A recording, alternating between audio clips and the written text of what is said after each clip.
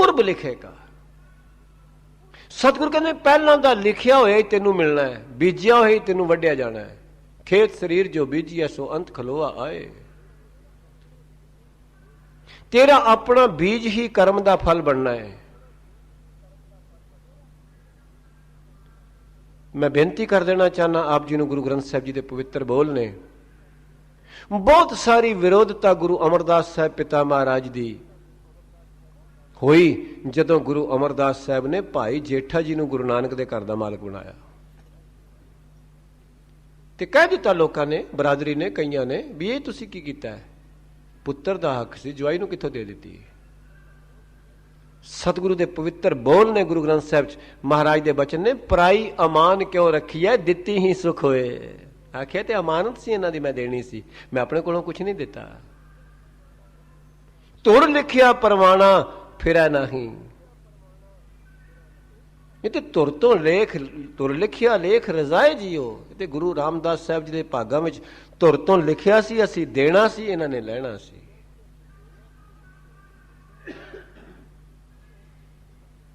तो सतगुरु कह रहे हैं, किरपा करते हैं, ये अमानत सी साडे कोल, असी दे रहे हैं अज उन्होंने। ते अपने बेटे बाबा मोहरी जी ने आख्या इन्हां दे पैरी पै जा। सतगुरु प्रतख होंदा बहराज आप टिकाया। सब सिख बंदप पुत भाई रामदास पैरी पाया।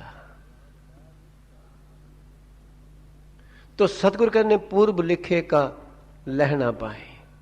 आख्या जो तेरा पूर्वला लिखिया कर्म है वो तेनू प्राप्त होएगा। ते जे तू अज तक नहीं कोई चंगा कीता ते फिर अज ही गुरु कोलों दात मंग, अज ही लग जा, अज ही इस पासे आ जा। गुरु का स्कूल ते हर वेले खुला है। जे अज तक तू समझना मेरी जिंदगी च मुश्किल आ रही ते मेरे कर्मा करके आ रही ने, ते फिर अज ही आ जा गुरु वाले पासे। बेनती करा,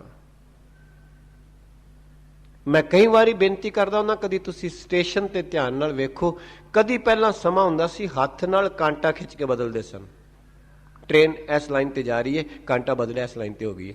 अजकल इलैक्ट्रॉनिक सिस्टम है, बस इंज करके दबाते हैं, बदल जाता है। जे एक मनुख ट्रेन नूं बदल के दूजे ट्रैक ते चला सकता है, कि सतगुरु मन ते बुद्धि दे दोवें पहिए ट्रैक संसार तो हटा के परमात्मा वाल नहीं ला सकता है?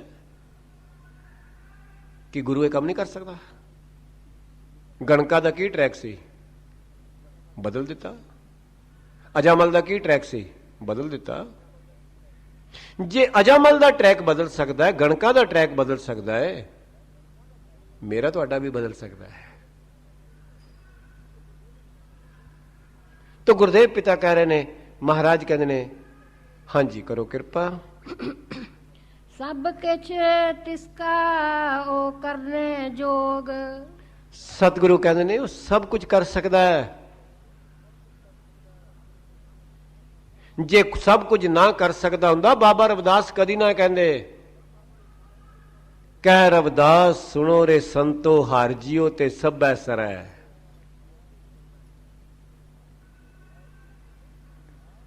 ऐसी लाल तुझ बिन कौन करे, गरीब निवाज गुसैया मेरा माथा छतर तरै। कोई कह सकता सी जेड़ा बंदा बदबो चुकदा मोए डंगरां दी ओदे ब्राह्मण पैरी पैणगे? जेड़ा लोकां दे गंदे कपड़े धोंदा धोबी उहनूं लोग नमस्कारां करनगे? कोई कह सकदा? कोई कह सकता सी कि किसी लाहौर विच यतीम घर दा बच्चा बाबा जेठा जी गुरु रामदास साहब पातशाह बन गए तो करोड़ों लोग उन्होंने दर से जाके नमस्कार करनगे? गुरु की वडियाई नहीं तो होर की है?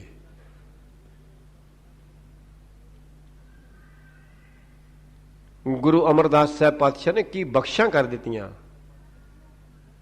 अज गुरु रामदास साहब जी की वडियाई सारी दुनिया ते लोग वेख रहे हैं। इतवार वाले दिन घट्टो घट्ट 7-8 लाख बंदा दर्शन करता है। मस्या वाले दिन 10-12 लाख आदमी आता है। ते गुरु रामदास साहब पातशाह जी की वडियाई कित्थों प्राप्त हुई? गुरु अमरदास साहब कोलों। क्यों? क्योंकि सतगुਰਾਂ ने उस मार्ग ਨੂੰ ਪਕੜ ਲਿਆ। ਭਾਈ ਜੇਠਾ ਜੀ ਨੇ ਉਸ ਮਾਰਗ ਨੂੰ ਪਕੜ ਲਿਆ। तो गुरुदेव कहते ने सब कुछ तिसका वो करना जोग। परमेश्वर सब कुछ कर सकता है। पिंगल पर्वत पार पर है ते पिंगलियां नूं पहाड़ ते चढ़ा सकता है, यतीमां दे सिर ते छतर चढ़ा सकता है, गूंगियां नूं वक्ता बना सकता है। की नहीं कर सकता?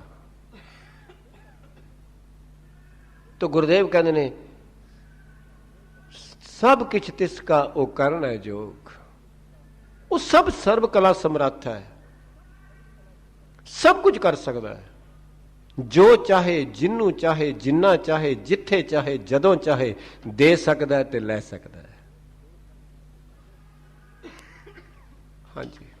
तिस बिन दूसर होआ ना होग। बस गुरु साहब कहते ने अज तक परमात्मा तो बगैर कोई दूजा उहदा शरीक ना होया ते ना होवेगा। ये नहीं भी अज नहीं ते कल हो जाएगा, कल नहीं ते परसों हो जाएगा, परसों नहीं ते सतयुग विच नहीं ते द्वापर विच हो जाएगा, द्वापर विच नहीं ते त्रेते च हो जाएगा, त्रेते च नहीं ते कलयुग हो जाएगा। सतगुरु कहते अज तक नहीं होया। ਉਹਦਾ कोई शरीक नहीं। गुरु दसम पातशाह ने स्पष्ट लिखा ने शरीक है। शरीक शब्द मुकाबले नहीं कहते ने।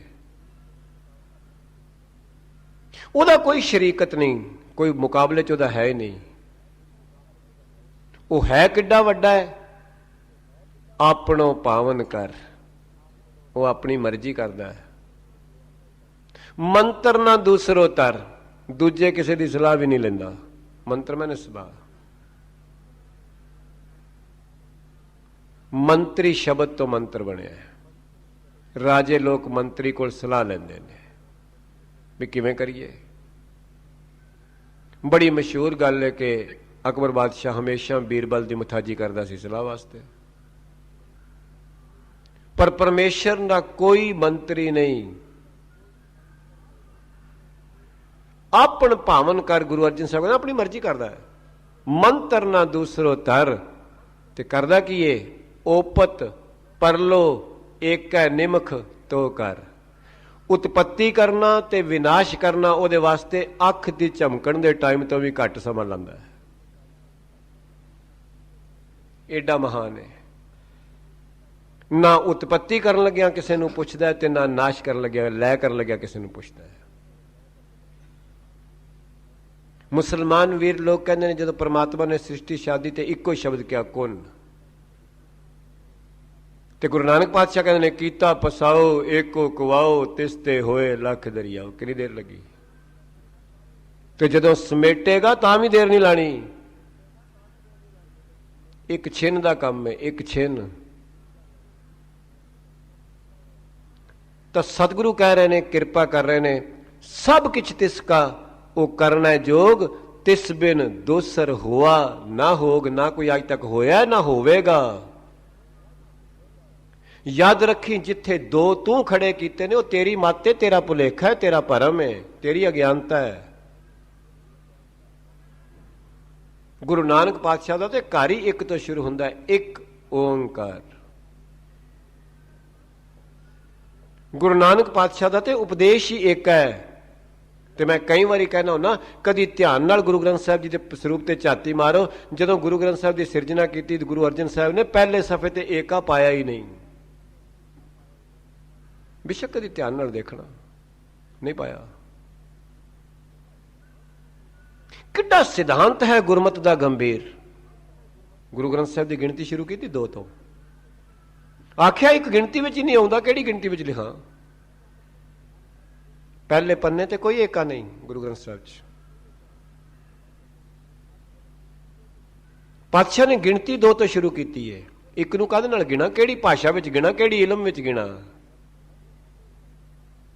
केड़ी बुद्धि नाल गिना, किस समर्था नाल गिना मैं एक नूं? गुरु अर्जन पातशाह दे बचन ने, अनुभव ने। गुरु ग्रंथ साहब की सिरजना करन लग्या महाराज ने पहले सफे ते एका नहीं पाया। ਆਪ ਜੀ ਦੇਖ ਸਕਦੇ ਹੋ ਜਦੋਂ ਮਰਜੀ ਵੀ। तो सतगुरु कहते हैं तिस बिन दूसर हुआ ना होगा। आज तक कभी दूजा होया नहीं, ना होवेगा। ਉਹਦੀ ਤੁਲਨਾ ਕਿਹਦੇ ਨਾਲ ਕਰੇਗਾ ਤੂੰ? ਕਿਸੇ ਨੇ ਚਿੱਟੇ ਕੱਪੜੇ ਨੂੰ ਵੇਖ ਕੇ ਤੇ ਕਹਿ ਦਿੱਤਾ ਦੁੱਧ ਵਰਗਾ ਚਿੱਟਾ ਹੈ। ਕਿਸੇ ਨੇ ਤੇਜ਼ ਗੱਡੀ ਨੂੰ ਜਾਂਦਿਆਂ ਤੇ ਕਹਿ ਦਿੱਤਾ ਗੋਲੀ ਵਰਗੀ ਲੰਘ ਗਈ ਹੈ। ਕਿਸੇ ਨੇ ਲਿਸ਼ਕਣੀ ਚੀਜ਼ ਨੂੰ ਤੇ ਕਹਿ ਦਿੱਤਾ ਸੋਨੇ ਵਰਗੀ ਲਿਸ਼ਕ ਰਹੀ ਹੈ। ਪਰ ਉਹਦੀ ਤੁਲਨਾ ਕਿਹਦੇ ਨਾਲ ਕਰੇਗਾ? ਅਤੁੱਲ। ਕਿਹਦੇ ਨਾਲ ਕਰੇਗਾ ਤੁਲਨਾ ਉਹਦੀ? ਦੱਸ, ਹੈ ਕੋਈ ਉਹਦੇ ਮੈਚ ਬਰਾਬਰ? ਕਿਹਦੇ ਨਾਲ ਉਹਦੀ ਤੁਲਨਾ ਕਰ ਸਕਦਾ ਹੈ? ਕੋਈ ਦਾ ਸ਼ਰੀਕ ਹੋਵੇ ਤੇ ਤੂੰ ਆਖੇ। ਗੁਰੂ ਸਾਹਿਬ ਨੇ ਵੀ ਬਖਸ਼ਿਸ਼ ਕਰਕੇ, ਗੁਰੂ ਨਾਨਕ ਸਾਹਿਬ ਨੇ ਸਾਨੂੰ ਇਹ ਦਾਤ ਦਿੱਤੀ, ਤੂੰ ਸੁਲਤਾਨ ਕਹੂੰ ਮੀਆਂ ਤੇਰੀ ਕਵਨ ਵਡਾਈ। ਤੂੰ ਤੇ ਸੁਲਤਾਨ ਹੈ, ਪਰ ਮੈਂ ਤੇ ਮੀਆਂ ਜੀ ਤੱਕ ਹੀ ਜਾਣਨਾ ਵਾ, ਬਸ ਇਸ ਤੋਂ ਅੱਗੇ ਨਹੀਂ ਜਾਣਦਾ। तो गुरुदेव कह रहे ने, बख्शिश कर रहे ने, महाराज कहते ने सब किछ तिसका ओ करना जोग, तिस बिन दूसर हुआ ना होग। उस तो बगैर ना कोई दूजा अज तक होया ते ना होवेगा। जो तू दूजा खड़ा किया वो तेरी अज्ञानता है, तेरा भरम है, तेरा भुलेखा है। हाँ जी, ਜਪ ਜਨ ਸਦਾ ਸਦਾ ਦਿਨ ਰਹਿਣੀ।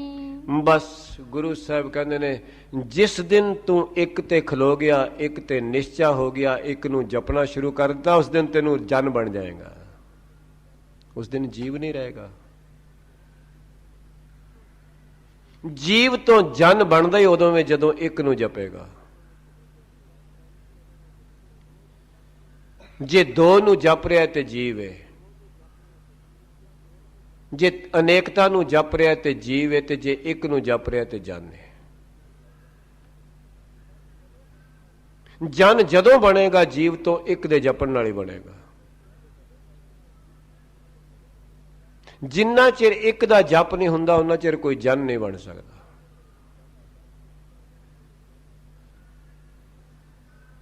महाराज कहने हे जन तू केवल एक नू जप, क्योंकि जन दे नन्ने नू औंकड़ नहीं संबोधन है।